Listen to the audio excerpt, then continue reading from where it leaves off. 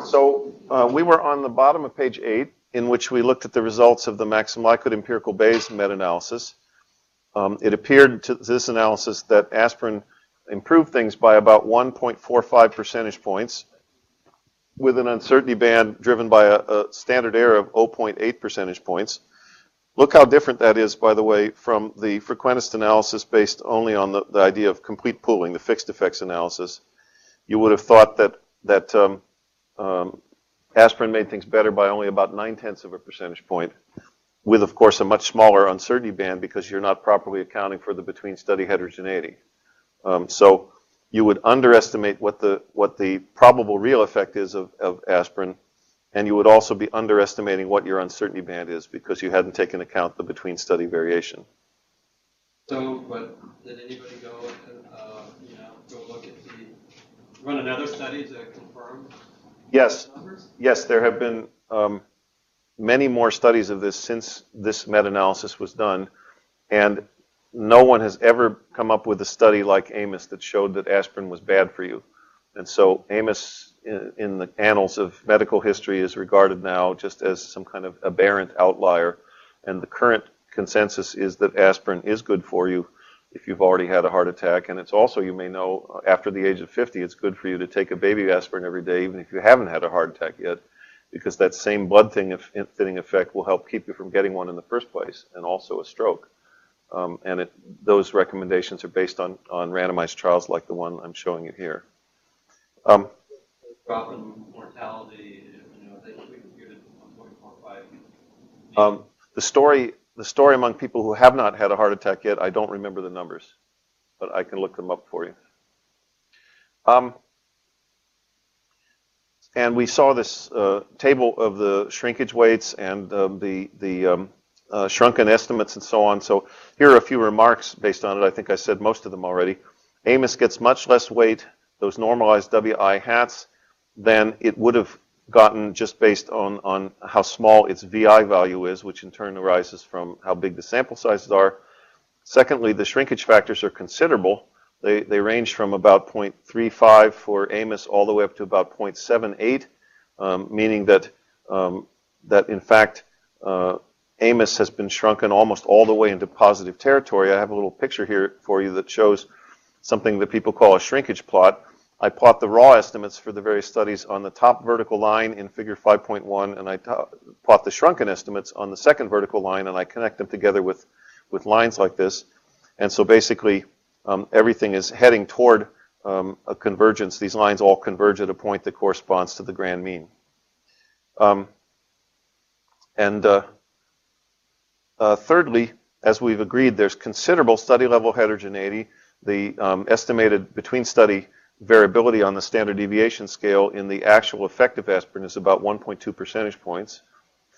And then fourthly, the standard errors of the effects, these things over here called the estimated standard errors of the effects, are by and large smaller than the square root of the V sub i's because we borrowed strength, and so we've actually learned about each study from the other studies, but they are still considerable. For example, let's look back at the table and look at what those VI's, square root of VI's are like. So you're getting numbers like in UK1, that was 1.65.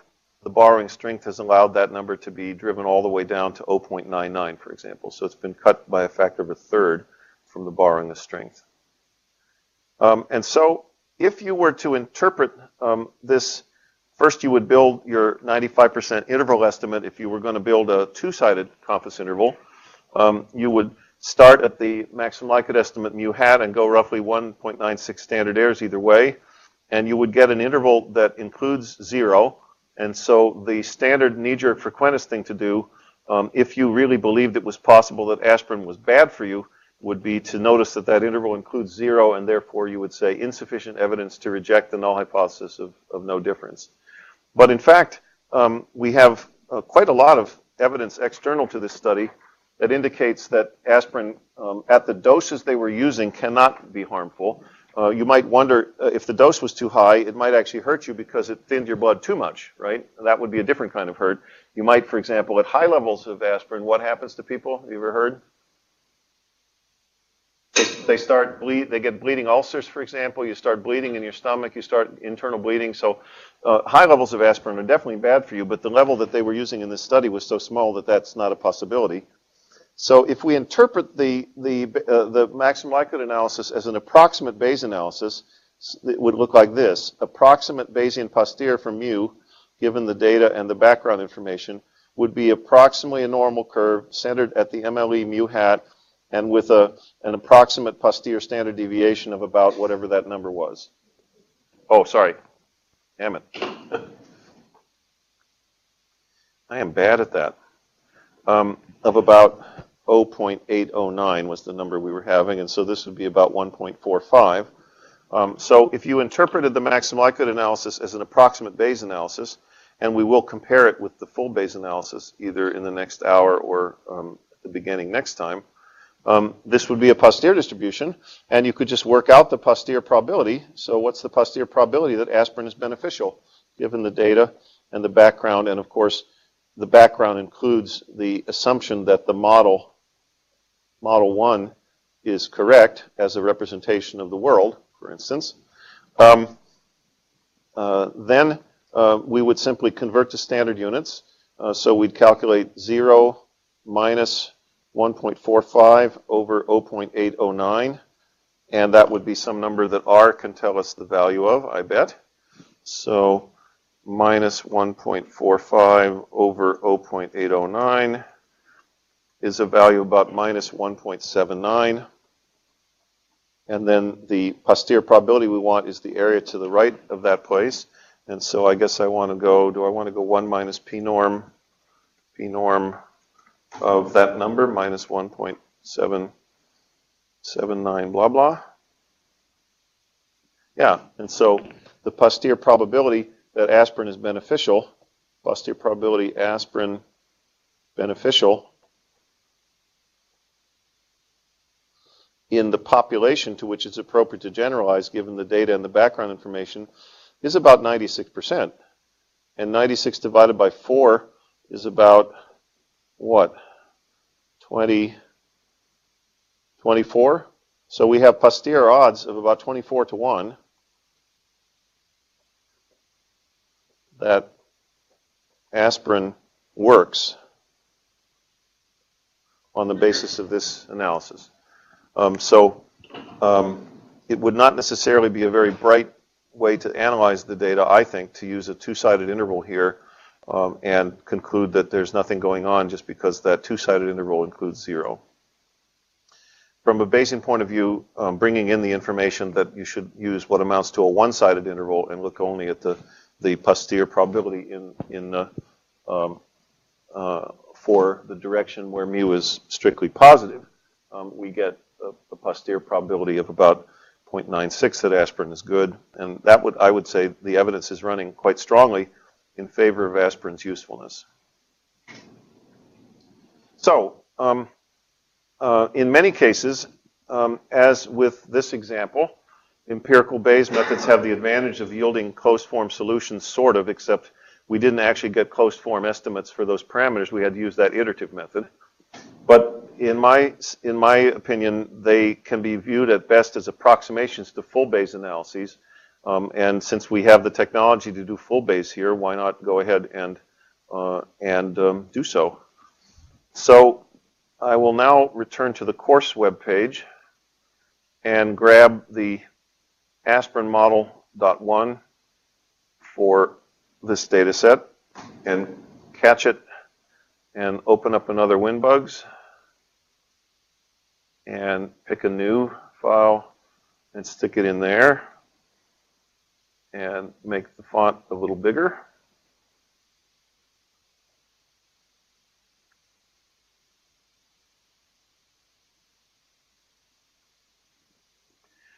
And I'll grab the data also, and then I'll tell you about each of these three things. So let's grab the data, which is quite a small data set here because at the study level we only have 6 observations.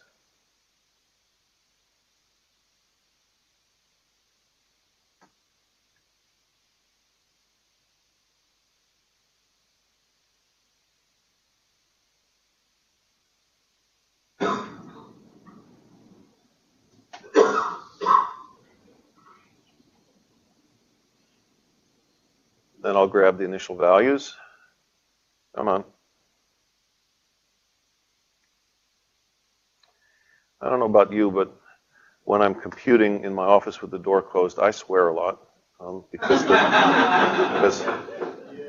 things don't go the way I want them to. Since this thing is for posterity, I suppose I have to tone myself down, but I would have said much ruder things if we weren't being taped for posterity.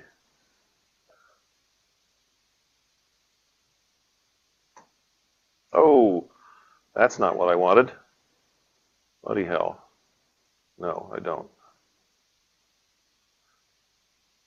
This is what I wanted. How come I didn't get that? Anyway. There we go. Back to the model. Yes. I'm going to explain the model in a moment. I just wanted to go ahead and get all three of the files that we need. Okay, so the likelihood part of the model loops as I runs from 1 to k, where k is the number of studies. And I bring in k as a known quantity by bringing it in the data file. I could just have said in the model for I in 1 to 6, but this is a little bit more general. I might use the same code on a different meta-analysis. And so, first of all, the data level says that the yi's are like independent draws from normal distributions, with each yi having a different theta I, and each yi also having a different tau dot y. So the tau dot y's are the precisions, the reciprocals of the variances in each study. And so I get them by taking those square root of VI numbers that I showed you in the handout, squaring them to get VI numbers and taking the reciprocal of those things. That gives me those values there. Then the model says that the theta i's are like draws from a normal distribution with mean mu. I can't call it in the model. I had it, no, I had it right, with mean mu and variance tau dot, and precision rather, tau dot theta. So this represents 1 over the variance between the studies. And so I define something on the scale I care about called sigma dot theta, which is 1 over the square root of tau dot theta to get me back on the scale I care about. And then I define a prior. And here I don't know much about aspirin before I saw these studies, so I want to use diffuse priors again, as I've shown you before.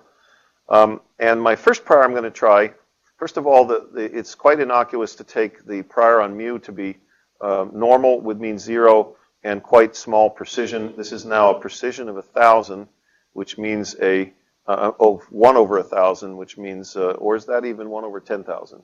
10 to the minus 4 is 10,000, 1 over 10,000. And so the variance would be 10,000, and the square root of that, the standard deviation prior standard deviation would be 100, I guess.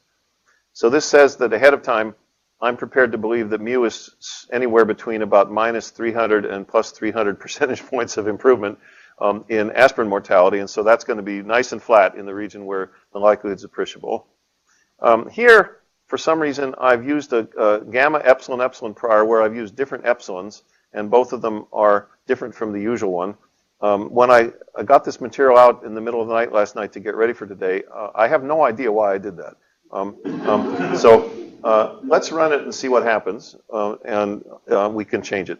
This turns out actually to be a bad prior in this model, and that's one of the main things I have to tell you about hierarchical modeling like this.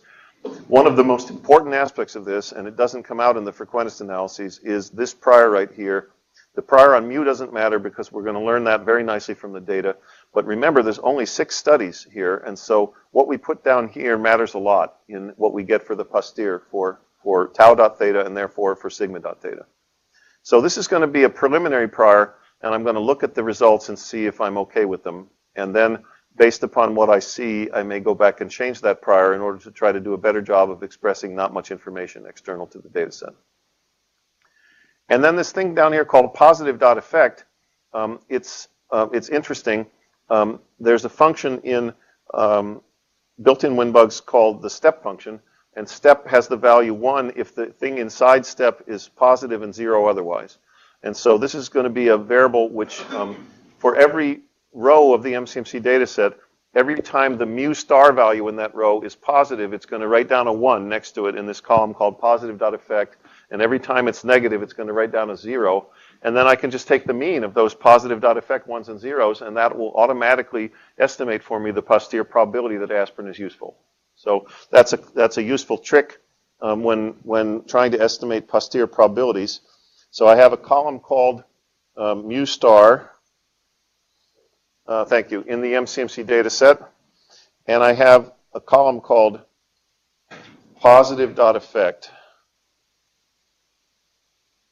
And it simply equals 1 if mu star in that particular row is positive and 0 otherwise.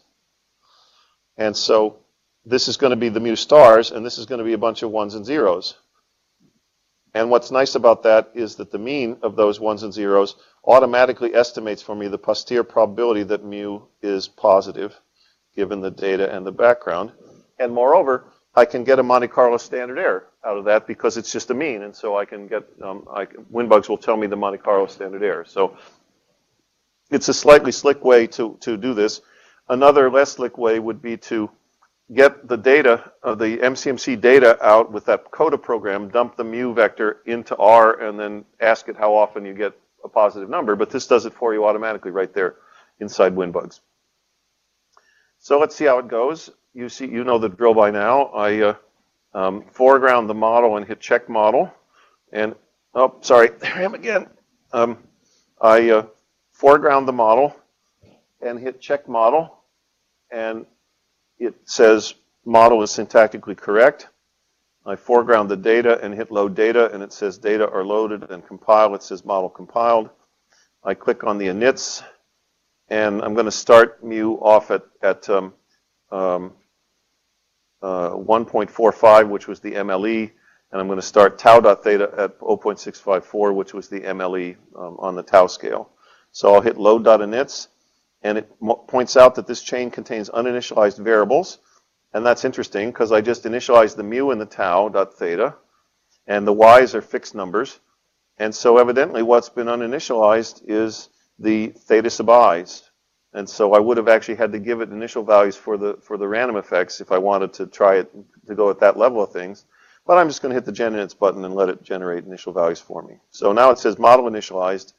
I can kill off the specification tool and fire up the update tool, get my burn-in of 1,000, which goes very fast because this is a normal model with the conjugate style prior.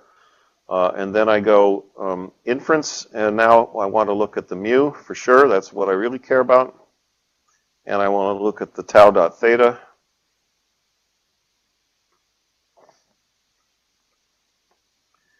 And I want to look at the theta vector. And here's a nice thing about WinBugs. When you mention a vector as a node, you don't have to separately ask to monitor each element in the vector. And it will monitor the entire vector as a node. And when you do things like hit the density button, it'll show you all the densities of all the components of that vector. And when you hit the stats button, it will give you all the numerical summaries. So that's nice. It does all the vectorizing for you. And then finally, for sure, I want sigma.theta. And then finally, I want to monitor this thing called positive.effect. All right, so let's crank up 100,000 samples with a refresh of 1,000. Whoops, that was 1,000,000 with a refresh of 1,000. And watch how fast this goes. Just absolutely zipping. Because the data set's small, right? There's only 6 observations in this data set. And 100,000 iterations only took 6 seconds in this story. And I can now, once again, I can minimize the model window and the data window and the initial values window and move these guys around a little bit in order to make room for what's about to come. I'm going to go and look at the posterior on sigma.theta first because I'm kind of worried about that prior that I chose. So it's not actually mixing all that well. And you can see that it behaves just like you'd expect with a long right-hand tail sort of thing. It constantly bumps up against the barrier of 0 because this parameter can't go negative. But of course, it never goes below 0. And then every now and then it goes way out in the tail for a really big value. Ah, isn't that interesting? The marginal posterior for sigma.theta with this weird gamma epsilon epsilon prior has a huge spike at 0, and then beyond that, it has some kind of behavior like what you'd expect a long right-hand tail. This is a very nasty looking posterior. This basically, no pun intended, please. This is way telling me that there's something wrong with my prior. I wanted it to be just sort of neutrally saying there's not much I don't know much about this parameter external to the data, and instead it has artificially put in a big spike near 0. And that's because on this one occasion, maybe that's why I picked those values to show you that this can happen. On this one occasion, the gamma epsilon epsilon prior, remember over there near 0, it goes all the way up to plus infinity. And so if the likelihood is appreciable in the region of 0, it's actually strongly informative as a prior. I showed you that before. And so we're seeing an example of that. So this is not a good prior. So if I looked at tau dot theta and looked at its density, look at that. It has this, its posterior has this huge spike right at 0. And so not happy about this prior at all. It had an artificial effect of not doing what I wanted to and expressing uncertainty. So I ought not even to look at the other answers because they're rubbish answers based on a bad prior for tau. So tau dot theta. So I kill that off, and I kill that off, and I kill this off, and I go back to the drawing board. I go back to the model. I kill off the monitor tool and the update tool. I leave the data the same, and I leave the initial values the same. But now I need to change the model. I want to put down a better prior on tau dot theta. And this is one of the things that has come out of recent research that, that you need to know about with this kind of model. Andrew Gelman has shown that if you're looking for answers out of this kind of hierarchical model that are well calibrated in the usual frequentist sense that when you build 95% intervals for mu, they actually include the truth about 95% of the time, you should try to express relative ignorance about the variance story, low information about something to do with scale in the terms of the variability between the studies, not on the tau scale and not on the variance scale, but on the standard deviation scale. And the best way to do it is with a uniform distribution on the standard deviation scale that starts at 0 and goes out far enough so that it doesn't truncate the posterior, just like I showed you in that degrees of freedom parameter in the T model. So I'm assuming that if we go back to the web page and click on, oh, that's interesting, there aren't any other models listed there, so we have to do this on the fly ourselves. So here's how you make this better. I erase this thing here because it was a bad representation, and I say sigma is distributed as in the prior, that's that little tilde guy over here, d unif from 0.0, and I'm going to pick a value that's deliberately too small to show you what happens when it's not big enough and it truncates the posterior. So I'm going to pick from 0.0 to 2.0, for example. Now, if I tried to run this right now, WinBugs would say this is not a correct model. And the reason is that there's stuff floating around in the likelihood function that was not specified directly in the prior. I've got sigma expressed in the prior, and yet what's going on in the likelihood function is tau dot theta. So this statement down here is all wrong. Sigma dot theta is not, oh, I wanted this to say sigma dot theta, by the way. Sigma dot theta can't be defined twice, both as a stochastic node and as a deterministic node. So I have to remove this step here, this expression here, and replace it with a statement about how tau dot theta depends upon sigma dot theta. And so the answer is tau dot theta is deterministically equal to 1 over sigma dot theta times itself, right? And I write it like this because you would have thought that there was the usual operator in computer work where you use the little hat or caret to represent raising things to powers. That is not a recognized operation in WinBugs. They are reserving the caret character for something else, and I've never been able to learn in years of using this package what it's reserved for. So to raise things to powers, they have a function called POW, and you're supposed to raise you're supposed to say POW of sigma theta dot theta comma 2, and POW is not a very nice acronym, is it? So I just don't use that. I don't like that, the way that sounds. All right, so now I think this is a model that's going to compile, and let's find out. I hit specification tool and check model, and it's going to say the new model will replace the old one. I'm okay with that. And then it says, thank goodness, the model is syntactically correct. Now I can read in the data and compile. But now if I tried to bring in this initial values file, look, I'm initializing mu, which is right because it's in the prior, but I'm initializing tau.theta, which is wrong because I'm supposed to be initializing sigma.theta. So if tau.theta is 0.654, and that's equal to 1 over sigma theta squared, then I have to do the usual thing. I have to take this thing and go 1 over the square root of that to see what the corresponding number is. So let's go back and ask R. 1 over the square root of, was it 0.654? Is that what I had a moment ago? Yeah. And it says 1.23, roughly 1.24. So let's go in and set sigma.theta to 1.24.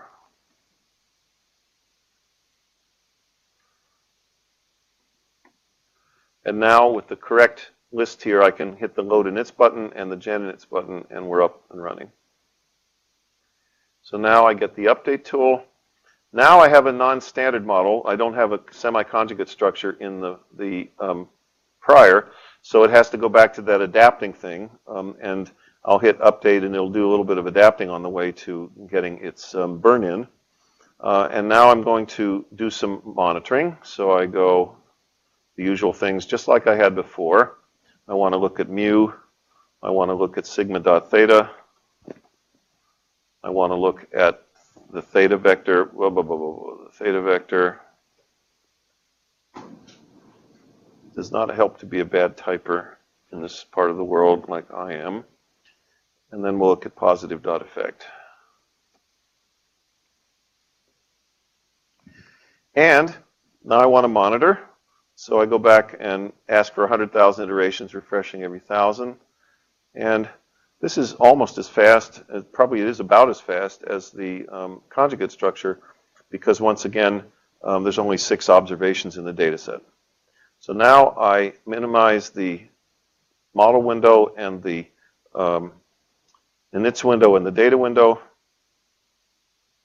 and I go ahead and start doing some looking at things. Let's look at sigma.theta and see if it's behaving better now. Ah, that's what I was talking about. So having chosen to truncate the uniform distribution at 2.0, this is the horrible diagnostic which shows you that you didn't use an outer value for the uniform that's big enough. Because the posterior distribution was way trying to express itself beyond 2.0, and it couldn't because you told it that the prior can't go any farther than 2.0. So once again, this is a bad model. This time it was a bad model on purpose to see what that would look like. So now let's go ahead and get these guys back. And now I'm going to give it a better story. Let's put it out to something like 10 and see what happens. And once again, I have to go through that whole rigmarole because I changed the model in an important way. So I'll foreground it and check the model and replace the old one, and everything is fine. I'll read in the data and compile. I'll read in the inits and generate the extra ones. I will update for my burn-in. I will choose to monitor everything else, mu as before. There's a way to run WinBugs from within R where you can put all this stuff into a script and then just hit a button and source the script file.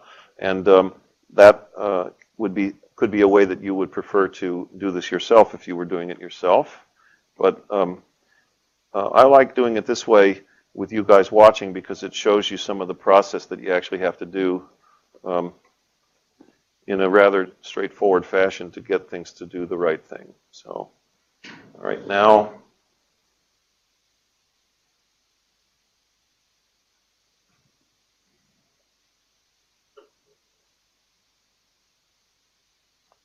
we can start looking and seeing if things look better. Let's look back at sigma.theta and look at the density. Now, that's pretty much what I'm hoping for. That little blip there, over there near 0, I don't know why that's there. I think it's basically the fact that the Winbugs people, they're using a thing called a kernel density trace. If you've ever looked at how density estimation goes, it acts like, imagine you were estimating a density with a histogram, then you have to decide how wide the bars are. And kernel density trace is like that, except it uses it takes a little window which acts like a histogram bar, and it slides it through the data, and then it averages across the resulting non-smooth histograms to create something smooth. And I think that the so-called window width that Winbugs uses as its default is too small, and it gives rise to weird little things like that. I don't believe that is an actual blip in the posterior. So that looks pretty good to me. And the picture for tau dot theta, I think, should look pretty good also. It actually is still looking like something a bit strange because, remember, it's 1 over the variance. And so when there are values of sigma dot theta that are close to 0, 1 over the square of that's going to be a really big number. And so every now and then you get a really big number here, and it distorts the scale. We can't really see what's going on. So I'll kill that window off. And pardon? Oh, did I do that wrong? Oh, are they all small? I'm sorry. Oh, you're right. No, they're not. Look, 2 times e to the plus 6. Look. Oh, sorry. Those are densities. So these are the values that tau dot theta takes on, and so they get really big. And that's because the sigma dot theta occasionally is very small. Let's look at the trace, by the way, for sigma dot theta, and rather the history. It is every now and then going out as far as 10, so 10 looks like it was a pretty good choice. To do this fully, we would need to do a sensitivity analysis to see how much of a change, changing that number 10, changing it back down to 9 and 8 and 7 and 6 and 5 and so on, so that it looks like it still is not truncating things. You would hope that that wouldn't have much of an influence on things, and we would really need to do a sensitivity analysis and see. This parameter is not mixing all that well. AR1 with a first order autocorrelation of about 0.7. But look, according to this analysis, the between study heterogeneity is even larger than the empirical Bayes story said. We were getting a value like 1.24 for the between study heterogeneity on the sigma scale, and this analysis is giving a value more like 2 for the posterior mean and 1.7 for the posterior median. Certainly, as you've seen, this distribution has a long right-hand tail. So, and so we are finding more between study heterogeneity with this prior than the maximum likelihood story found with its implied prior, whatever that is. And whenever you get differences between 2 analyses, of course, with 2 different methods, the burden is on you to figure out why they are different and which one is better. And so as I've told you before, my opinion on how to work out which one is better is to build a little simulation study in R. There's an interface between R and Winbugs that I may have mentioned to you a minute ago, and write a simulation loop in which I generate data sets from known truth about these parameters with a structure that is like the data sets I have here, pass each of them to Winbugs, get answers out, get the 95% intervals for everything out, and compare those intervals with the truth and see if my 95% intervals are including the truth about 95% of the time. And I've done things like that before for these models, and it's like I was telling you before. These models here with uniform prior on the sigma dot theta, you ask for 95 and it gives around 95, may even give 96 or 97. The maximum likelihood, you ask for 95 and it gives you 85% coverage. And so you can just tell with your own little homegrown simulation study that you're using a better method for analyzing the data. All right, here comes the payoff. What do we think, according to this, the effective aspirin is? And the answer is, we think it lowers blood pressure, rather lowers the death rate by about 1.52 percentage points with a fairly large posterior standard deviation. And in fact, we estimate the posterior probability of a positive effect as about 0.93. So that's a little bit weaker than the analysis from the maximum likelihood, because we've tried to do a better job of capturing all of our uncertainties, and the conclusion is therefore a little bit weaker because the uncertainty band around mu is a little bit wider. See how all the Monte Carlo errors are really small, so with 100,000 is plenty enough. The autocorrelation function for the mu parameter is better than the one for sigma. And I think the other parameters, we've pretty well covered all those guys, except for theta. Let's look at theta and see what happens there. So these turn out to be all the marginal posteriors for all 6 of the theta components. WinBugs has this, I would call it a bug. They might call it a feature that the sample monitor tool or the update tool are regarded as so important that none of the windows you create after that are allowed to write over top of them. And notice this is another weakness. This is probably bad programming on their part. If I minimize the WinBugs window, if I remember correctly, under some circumstances, when you minimize the WinBugs window, the update tool and the sample monitor tool stick around on the desktop. They're not obviously they're not supposed to do that. That's bad Windows programming, but there it is. So these things look rather like Gaussians or like T's on small degrees of freedom, and we could do a stats on them and see what they are. And what you see with this model, we could compare these numbers in a little table with what we got before. These are the shrunken estimates. These posterior means of these guys. We're going to take the raw effects and shrink them. And what you'll find is that there's a bit less shrinkage here than what we had from before, because we're estimating in the end a little bit more between study heterogeneity. So that's going to lead to less shrinkage, right? Here we're shrinking the Amos study not all the way as close to 0 as we were before in the MLEB analysis, and so on. Did you have a question, a comment? Okay. Let's wrap up today by looking at the analysis that I showed you in the course webpage, the PDF on this stuff here. I'm going to come back to these MCMC details later. Yes, please. Yeah.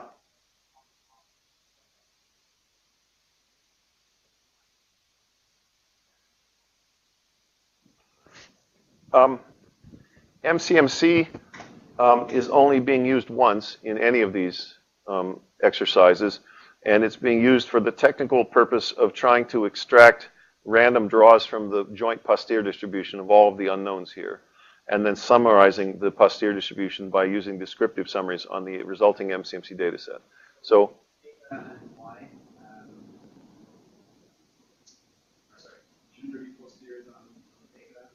there are posteriors on theta, and we just looked at them. Here they are. There's the posteriors on theta, and there won't be any posteriors on y because y is the data. So y is a deterministic node in the graph, not stochastic. But there will be posteriors for anything that's stochastic in the model. The parameters that have prior distributions on them, the things that involve unknown draws from distributions based upon the unknown parameters. All this stuff down here, it's all stochastic. The only thing that's deterministic in this model is the y vector and the number k that tells us how many of these there are, and also the tau.y numbers, we're pretending they're known. Remember, that was part of this model. So everything else is stochastic nodes in the graph, and therefore we have MCMC to learn about all of them. Okay, so if you're interested, and you want to look under the hood, I've shown you on page 9, looks like page 10 of part 4, I show you how to integrate out the random effects and get the right answer. Actually, this is something we should know about, so let's take a moment to see what's going on here. So there's our model. It's equation 9 here on this page. And the parameters we're interested in are mu and sigma squared. And so the posterior on them looks like the prior times the sampling distribution. And so let's look at the sampling distribution for a single y value, that as a function only of mu and sigma squared. Well, just as before, using Mr. Dennis Lindley's language for this, I'm having trouble thinking about how the y's behave if all I know is the mu and sigma squareds. So I would really like to get the theta i's into the story. I would like to introduce them into the conversation, as Dennis Lindley says. And so I do that as usual with the law of total probability, bringing them in on the wrong side of the conditioning bar and averaging over them. Then I do that usual move where I move it to the right-hand side of the conditioning bar and then multiply it by whatever I need to do to figure that out, which turns out to be the prior, interestingly, for the, or rather the sampling distribution, the random effect sampling distribution for the theta i's. And then I remember the conditional independence in the graph. If I offered you mu and sigma squared and theta i's, and I asked you to simulate yi from the model, look up here. If I offered you the theta i's and the mu and the sigma squared, and I asked you to simulate a draw from the model, you would say, thank you very much, but I don't need the mu and the sigma squared. All I need is the theta I. So this becomes the sampling distribution for the y's given the thetas times the sampling distribution for the thetas given the mu and the sigma squared. And what I'm doing is I'm taking a weighted average of normal distributions weighted by a normal distribution. And so the name for that in mixture language is, this is a mixture, this is a Gaussian mixture of Gaussian distributions, or a normal mixture. And it's a basic fact that you can verify by actually doing the integral sometime, that a normal mixture of normals is normal. And so I already know that this thing here on the left-hand side is some kind of normal curve, but now the question is which normal curve? Normal with what mean and what variance? And so I need to tell you about something called the double expectation theorem. Have we talked about that in here? I don't think so. Carl Morris, who's an old friend of mine, thinks that these two facts we're about to look at are so important that he refers to them as Adam and Eve. And so the first one he calls Adam, the second one he calls Eve in equation 12. They are together both parts of what's called the double expectation theorem. And this actually relates to the story I told you some weeks ago about how you can either model your uncertainty about something like y directly, or else you can model it hierarchically or in a mixture fashion by first modeling x and then modeling y given x. So you see how this says? It says if you want to know what the mean of y is, you can either get it by working it out directly if you can figure it out somehow, or you can get it by the following means. First you work out the conditional expectation of y as if you knew what x is, and then you average those things over the distribution of x. That turns out to be Adam in the Adam and Eve story. And then the variance of y, again, there's two ways to calculate it. You can either work it out directly if you can figure out how, or you can do the same thing I said, model y hierarchically by first modeling x and then model y given x. And this part turns out to have two components that get added together that act like an analysis of variance sort of thing with a between variability and a within variability. This one is the between variability because it says compute the variance over the distribution of x of the conditional expectations of y given x. So that's like saying how much variability is there in those conditional expectations depending on what x is. So that's the between x term. And here's the within x term. It says average over x all of the conditional variances for y given x and get a single number. And add those two things together in an ANOVA sort of way, and basically you have within plus between equals total variability. So this is just like one of Mr. Fisher's equations about analysis of variance written out in a different way. And if there's additional conditioning going on, you just need to remember to include it in all the relevant places. You always just have to pass the thing you're conditioning on all the way along. So if you want to know what's the conditional expectation of y given z, then you bring x into the conversation as a mixture distribution, and this becomes the conditional expectation of y given both x and z, averaged over the conditional expectation of x given z. So you take the given z and you put it everywhere it's given. And so the formulas become a little more complicated looking, but no worse to calculate. And the reason I bring it up is that makes absolutely trivial, this fact makes absolutely trivial working out the means and variances we want. Because watch, the conditional expectation of yi given mu and sigma squared, well, I'm having trouble working that out, and so I bring the theta i's into the conversation. I use them as mixing variables. So I apply Adam right here, and Adam says you're supposed to take the conditional expectation of yi given mu and sigma squared and theta I, work out what that is, and average that over the sampling distribution for the theta i's given mu and sigma squared. Well, you tell me. Look back at the model. If I told you both the theta i's and the mu and the sigma squared, what would be the conditional mean of y given all that information? I offer you theta I offer you mu, I offer you sigma squared, but the model says that the mu and the sigma squared are irrelevant. And so what does this model say? If you knew what theta I was, the yi would be a normal draw with mean theta I. So what's the mean? Theta I, right? It comes right out of the model right there. So the conditional mean that I want down here is just the expectation of yi given theta, which is itself theta I. And now look back at what the model says about that. If I offered you both mu and sigma squared, and I ask you to tell me what the mean, the conditional mean would be, well, you'd say, well, theta I is a draw from a normal distribution with mean mu and sigma squared, and so that must be mu. And so the answer is the conditional expectation of the yi's given mu and sigma squared is just mu.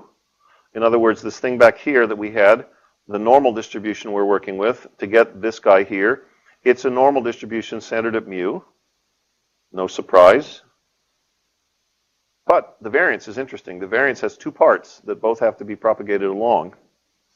So now I do the Eve part of Adam and Eve.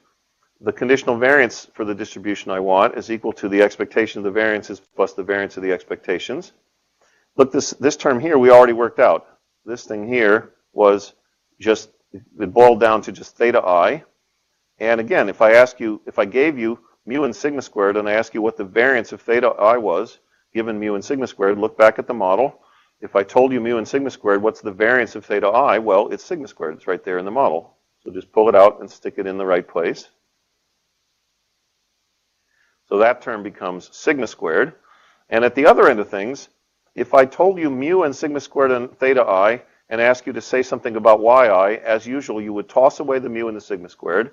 And now I want to ask you what's the conditional variance of yi given theta I. But look back at the model again. What's the conditional variance of yi given theta I? Well, right there, it's vi. It's the variance of that normal distribution. And the vi's are constants. And so I'm supposed to take the expectation of those constants over some distribution, but the expectation of a constant is itself over any distribution. And so what we find in the end is that this distribution is a normal centered at mu and with an overall variance given by the ANOVA thing between, rather the vi is within and the sigma squared is between. And by inspection of the form of the model, the yi's are independent given those things. So the likelihood function is just the constant times the product of the sampling distribution, and that's the independent sampling distributions. And look, when you write that out, that's exactly the same formula I showed you before. So a while ago, I waved my hands and said, just trust me, this turns out to be the right likelihood function in equation 4 on page 8, on page 7, but now that's a little derivation that shows you why that's true. And along the way, we have picked up another important probability fact. We have learned how to use Adam and Eve, which is an important tool in your toolkit for simplifying complicated calculations about means and variances in terms of simpler things. The next thing I think I will skip, for those of you who want to look under the hood, I have given you details on how, if you wanted to use Gibbs sampling in this model, how you would actually do it. And that involves working out the full conditionals in all of their glory. And I don't want to burden all of you with that because it's probably far more detailed than most of you want. I've been pitching to you that the whole idea of MCMC is it's this black box or it's this engine under the hood in your car and we don't need to open the box.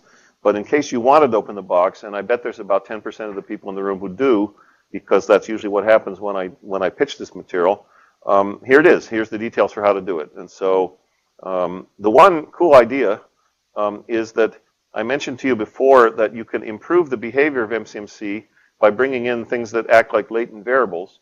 And this is a perfect moment to do that. When you're trying to learn about some of these full conditionals, bring in the latent variables, and that will simplify your life. And so when you read through here, those of you who want to look at the details, you'll notice how that goes. And then there's another trick along the way. Instead of slogging through all the details, you can recognize situations in which you already know the right answer because you've studied the conjugate story that I showed you earlier, and then you just stick in what you already know. And so when you do those two tricks together, the full conditionals are actually not that hard. And so here on these pages, around page 15 and so on, I've given you all the details, and it's sort of tedious to work them all out. And so now there's your Gibbs sampler on the bottom of page 16. Make a draw for mu from the full conditional for it, in which we're carrying the random effects along. Make a draw from sigma squared from its full conditional, in which we're carrying the random effects along, and then make a draw for the random effects given the previous values of mu and sigma squared, and go around the daisy chain. ABC, ABC, ABC, and there's your Gibbs sampler. And in case anybody wants, here's the R code to do that. and I've also put it on the web page. And so right here, there's a file that includes the R code for Gibbs sampling. And you might find it, those of you who like to do programming, you might find it slightly interesting to look at how this stuff runs. We could perhaps take a moment here at the end and actually run this code in R and see how fast it goes and how it works, a little bit about how it works, and that'll conclude this week's meeting. So I run this function called meta-analysis Gibbs. I'm going to remove all the things in here. And I'm just going to run this code. And it is sampling. And I noticed right away that I made a mistake. I should have put in the, oh no, there it went. Oh, I know why that happened. You guys know about, those of you who use Windows, in Windows, if you want it to write to the screen interactively while you're doing something, you have to unbuffer the output, because what it does is it throws all that stuff in a big buffer, and it only dumps the buffer to you when stuff is done or when the buffer overflows. And so I was actually trying to write out all the how fast all the iterations went to see how quickly this went. And in fact, it just waited to the whole time and then dumped them all out at once, defeating the purpose. But there you go. And now I guess we can do a little bit of analysis on this. So I'm now going to grab a bunch of these things and plot them. And that will conclude our work today. Oh, I just ran it again. Damn it. Not meaning to. But let me unbuffer things at least, so you can see how fast it's going. Oh, error something or other. Oh, error something or other. What happened? Oh, I know why. That turns out to be the right marginal posterior for mu. Oh, you know why? I forgot to put the sharp signs in on all that stuff there, so I actually had to run that code slowly. So let's run it like this. Maybe this part will work. So let's go ahead and run it like this. And look, there's that same damn thing we got in WinBugs. With that particular prior distribution, which is the same one I showed you before, there's this weird artificial spike right close to 0 and then trailing off like that. And so when you write your own homegrown Gibbs sampler, it gives you the same answer as you got in WinBugs or in RJAGs, but you had to do all the heavy lifting in writing your own full conditionals and so on. So for our purposes, this is a lot faster. If you were doing a PhD class in this stuff at a good university like ours, you'd have to learn all those details under the hood, right? Because that was part of your training. But you guys, we're all engineers in this room, I think, pretty much. So one level or another. So let's pretend someone has built the box for us and just figure out how to use it well and call it a day. Go have a beer, you know. So so that's about all I wanted to tell you today. So let's take the last 5 minutes to give people an opportunity to ask some either big picture or small picture questions. I put a bunch of stuff down your throats again today, but basically what we did at the beginning was to look at the big picture, and then we tried to see what was going on in the world of MCMC a little more slowly. We went back to the NB10 data set. We tried to learn how to do it in RJAGs rather than in WinBugs, so that you guys who use OS 10 can run things there. And after that, we began this unit on hierarchical modeling, where we learned a very important modeling tool for trying to combine information from disparate but similar information sources to get a better answer than either one of them using this meta-analysis sort of tool. And we found that it was easy to write that stuff in WinBugs or RJAGs, and it was also not that bad actually to write your own homegrown Gibbs sampler. Anybody have any questions or comments? Yes, please. From this point of view, when you specify the Bayes model, Yes.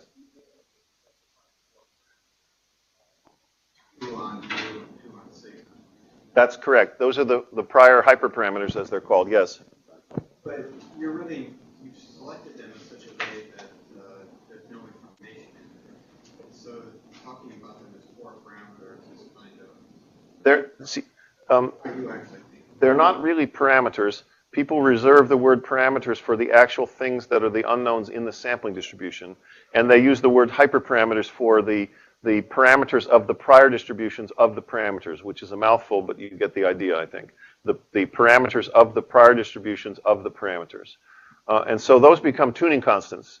If you buy into those particular classes of distributions for the priors, then you get to choose those tuning constants in a way that captures how much information you have external to the data set. And I tried to choose those hyperparameters in a way that reflected my scientific information about the effect of aspirin before I saw this study. Namely, I didn't know anything about it. So I used a very flat prior for mu, and I tried to use a very flat prior for something to do with sigma or tau or sigma squared. And I discovered that my first attempt to do so created a real anomaly in the posterior distribution, which you can see right here again. And that was an artifact of my having tried to put in the diffuse prior information in an unconstructive way that created an incorrect artifact in the posterior. So I went back and changed it. No. What we're trying to do here is we're allowed to model and then remodel with a different prior because the first prior we used was flawed and unsuccessful in its attempt to try to express relative ignorance about the quantities of interest in relation to the information in the data. And we haven't done any cheating by using the data twice in doing this. We just have discovered technically that that first prior we wrote down was a bad prior because it introduced an artifact. So now we go back and try to find another prior that doesn't. And then the analysis starts looking pretty reasonable, I think. If that bothers you, soon, maybe next time, I will show you a way to do Bayesian cross-validation in such a way that you're allowed to play around with all this stuff with complete freedom and then pay the appropriate price for having played. And we will discover in that world that the kind of thing I did right here, the appropriate price for that kind of play is 0. There's no price for it. But other things we could do have a price, and we need to pay that right price. Anybody else? Questions or comments? More complicated models. Yep. Why do one MCMC? There's always just one MCMC on the more complicated model, and the graph will have more nodes in it than the ones we've looked at so far, but that's okay. The MCMC data set will have more columns, one for each node, stochastic node in the graph, and it will take longer to run because you're updating more columns in the MCMC data set than the models we've looked at so far. Logistic regression or ordinary regression model with 10,000 observations and 500 predictor variables, for example, would take quite a while in WinBugs, thank you very much, because the MCMC data set has 501 columns in it, all the different beta coefficients, no, 502, all the beta coefficients for the variables and the one for the intercept and the one for the variance, the error variance. And the fact that it's having to gather data from 10,000 observations wouldn't help either. But actually, the RJAGS version of this would be sufficient to get a good answer out of the thing I just said in 5 or 6 hours, something like that. So it wouldn't be the end of the world. Just run it when you go home at night and come back in the morning, and there it is for you. But if you wanted to distribute this sample. And parallelizing it, yes, you could run it much faster. If you had 10 CPUs to use it on, you could. Someone has pointed out today that there's something called parallel.jags. Is that right? You found that? There's a package called R2jags. R2jags, and it includes a function called parallel.jags or jags.parallel. And so someone has already anticipated our need for this and used the parallel processing function in R to parallelize the story in the way I showed you. It creates different streams with different random number seeds, and then it just does the same thing over again in each one and then pulls the results at the end. It's actually doing the monitoring phase in parallel on a whole bunch of different nodes and combining, by node here, I don't mean a node in a graph, but an actual CPU, and then combining the results at the end. So you can cut that 6 hours by a factor of 10 if you have 10 CPUs to run in parallel. I'm going to try to master that for next time because I have 8 CPUs in here, and I'll try to get that up and running. And I've never done that before. That'll be plenty cool. So I'm looking forward to your email about that. Maybe you've already sent it to me. Okay. Well, thanks for coming again. And I hope the big picture at the beginning and a little bit of big picture at the end helps a little bit to see the arch, the overall arch.